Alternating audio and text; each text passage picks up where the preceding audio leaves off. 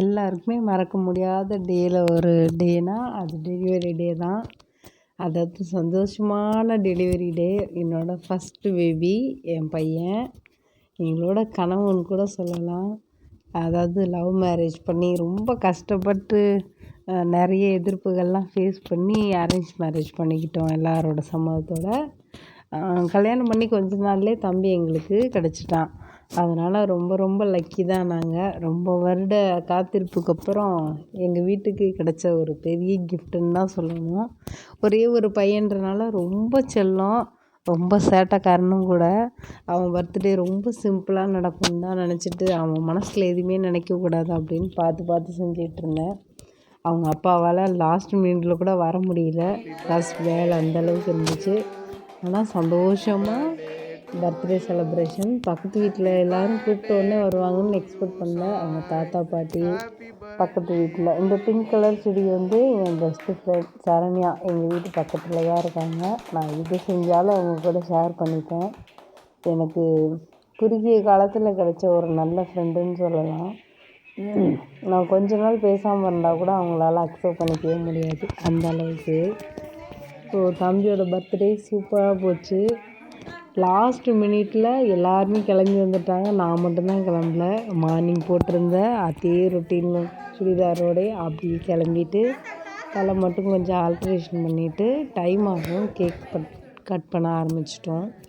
தம்பி ஆஃப்டர்நூன் போல் தான் பிறந்தான், 12:45 போல். ஆனால் ஈவினிங்காவது அவங்க அப்பா வந்துடுவாங்க அப்படின்றனால தான் இவ்வளோ டிலே பண்ணி கேக் வெட்டினேன். நான் வந்து செட்டப்ஸ் எல்லாம் வந்து இந்த வடக்கு சைடு தான் செட் பண்ணி வச்சுருந்தேன் பலூன்ஸ்லாம் போட்டு. என் ஃப்ரெண்டு தான் சொன்னாங்க, இல்லைங்க கிழக்கு பார்த்து தான் வச்சு தான் கேக் கட் பண்ணணும்னு சொன்னாங்க.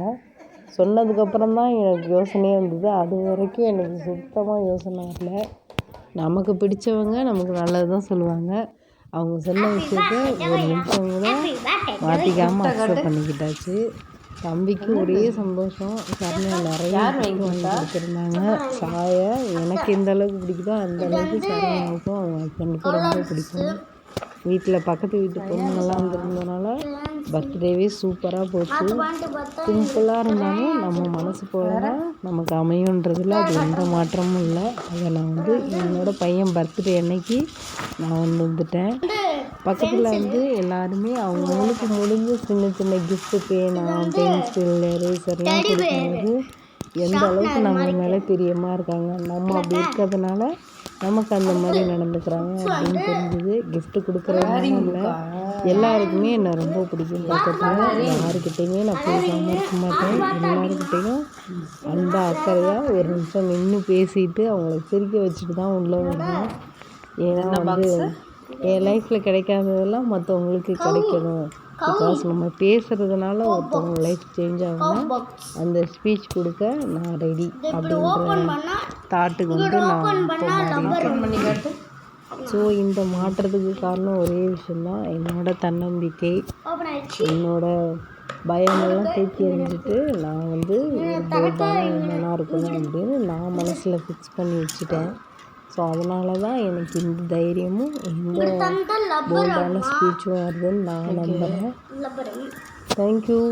எல்லாருமே என் பையனை பார்த்துட்டு என் பையனோட ஸ்பீச்சையும் கேளுங்க. ஸோ அவன் கிஃப்டெல்லாம் பார்த்து ரொம்ப ஆச்சரியப்பட்டான். லாஸ்ட் மினிட்ல ஆல்பம் பண்ணி கொடுக்கணும்னு நினச்சேன். அக்கா வீட்டுக்கு ஃபோட்டோகிராஃபர் அண்ட் வீடியோ எடிட்டர். ஆனால் அவருக்கு சுத்தமாக டைம் இல்லை. 3 நாளாக ஒரே ஆர்டர்ன்றனால எதுவுமே செய்ய முடியல. ஸோ இன்னொரு நாள் கொடுத்துக்கலாம் அப்படின்னு சொல்லிட்டு பாப்பா பர்த்டேக்கு அதை ப்ரெசென்ட் பண்ணிடலாம் அப்படின்னு சொல்லிட்டு அந்த கிஃப்ட் என்னன்றது பாப்பா பர்த்டே ஜூலை 20 அதில் பார்க்கலாம்.